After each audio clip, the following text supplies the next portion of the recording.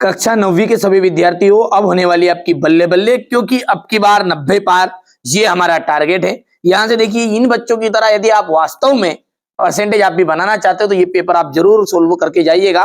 पूरा पेपर का सॉल्यूशन दूंगा, देख लीजिए पूरा कंप्लीट है। तो समय ना गंवाते हुए, ठीक है, फटाफट से हम शुरुआत करते हैं ना। तो भुला दे डर, कुछ अलग कर। चलिए यहां से शुरू करते हैं। तुलसीदास इस काव्य धारा के प्रतिनिधि कवि है। जो तुलसीदास है ना, वो राम भक्ति शाखा के यानी काव्य धारा के प्रमुख कवि है। वाग्य किसकी काव्य शैली है? वाघ लद्दत की। दोहा छंद में कितनी मात्राएं होती है? दोहा छंद में कितनी मात्राएं होती है? तो 13 मात्राएं होती है। हुजूम के आगे कौन चल रहा था? सालिम अली। मुंह की खाना का अर्थ क्या है? देखिए, मुंह की खाना का अर्थ होता है हार जाना या हारना, ठीक है। परदादी चोर को सही रास्ते पर कैसे लाई? सहजता से बात कहकर।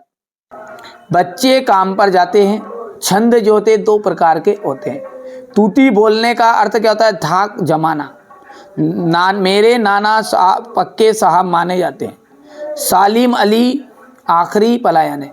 हिंदी का प्रथम उपन्यास परीक्षा गुरु को बताया गया है, यानी सबसे पहला प्रथम उपन्यास कौन है? ऐसा है तो परीक्षा गुरु है। इस बात को आपको ध्यान से समझना है। चलिए यहां से अपन जोड़िए ये, ठीक है। खंड काव्य, देखो खंड काव्य चित्रण रहेगा तो खंड काव्य कहलाएगा। संपूर्ण चित्रण रहेगा तो महाकाव्य कहलाएगा। हरिशंकर परसाई का आपका दूसरे का मिलान करेंगे वसुधा से। आकाश का आपका जाए नभ गगन। जनसंपर्क विभाग चौथे का बाढ़ की सूचना। गोदान उपन्यास के रचिता प्रेमचंद। मेरे बचपन के दिन छठे का जाएगा महादेवी वर्मा। हो गया इतना। ये यहाँ पर आ जाएगा सत्य और असत्य। जयशंकर प्रसाद छायावाद के प्रमुख कवि, बिल्कुल राइट बात। जहाँ नायक नायिका के विरह का वर्णन हो वहाँ संयोग श्रृंगार होता है, असत्य है। आज उपभोक्ता संस्कृति का समाज पर कोई प्रभाव नहीं है। प्रत्यय शब्द पहले से जुड़ते हैं, असत्य रहेगा। शंकर जो है लड़कियों के छात्रावास में ताक झाक करता था। किसी घटना का आंखों देखा सरस वर्णन क्या कहलाता है? आपका रिपोर्टाज कहलाता है। बच्चे काम पर जा रहे हैं, कवि का क्या नाम है? राजेश जोशी। दोहा छंद कितनी मात्राएं होती है? 24 मात्राएं। सालिम अली की पत्नी का नाम क्या? तहमीन। रचना के आधार पर वाक्य कितने प्रकार के होते हैं? तो 3 प्रकार के होते हैं। रीढ़ की हड्डी एकांकी की समस्या पर आधारित है, विवाह की समस्या पर आधारित है। छायावादी काव्य की कोई 2 विशेषताएं लिखिए। 2 प्रगतिवादी कवि और उनकी रचनाएं, एक एक रचना लिखनी है। कवि ने सच्चे प्रेमी की क्या कसौटी बताई है? कवि का ब्रज में वन बाग और तालाब निहारने के पीछे क्या कारण है? यहाँ पर कवि जो है शासन की तुलना तम के प्रभाव से क्यों कर रहा है? बादलों के आने से प्रकृति में जिन गतिशील क्रियाओं को कवि ने चित्रित किया है उन्हें लिखिए। बच्चों का काम पर जाना धरती पर एक बड़े हादसे के समान है, कवि ने ऐसा क्यों कहा है?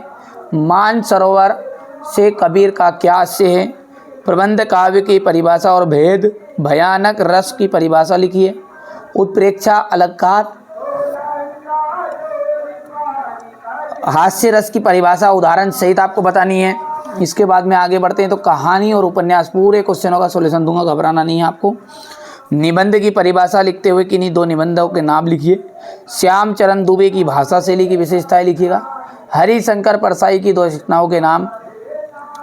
यहाँ से आपका आ जाएगा लेखिका ने अपनी माँ के व्यक्तित्व को किन किन विशेषताओं का उल्लेख किया है। कांजी वंश में कैद पशुओं की हाजिरी क्यों ली जाती होगी? निपात शब्द का क्या आशय है? उदाहरण दीजिए। मुहावरा और लोकोक्ति में अंतर बताइएगा। लेखिका मृदुला गर्ग की नानी आज़ादी के आंदोलन में किस प्रकार भागीदारी रही? यहाँ से देखिए क्वेश्चन नंबर 18 है ये। मानुष हो तो वही रसखान है, बसो ब्रज गोकुल के गाँव के गारन। जो पशु हो तो कहाँ बस मेरो, चरो नित नंद की धेनु मजारन। पाहन हो तो गिरी को कियो कही हज, हरिछत्र पुरंदन निधारन। जो खग हो तो बसेरो, करो मिली कंदली कुल कदम की डारन। इसकी व्याख्या भी अपन आपके सॉल्यूशन में देखेंगे, ठीक है। यहाँ से देख सकते हैं ये क्वेश्चन नंबर आपका 19 रहेगा बेटा। यहाँ से इसका अथवा वाला है ये, ठीक है। इसके बाद में अपन यहाँ पर देखने वाले हैं ये क्वेश्चन नंबर आपका 20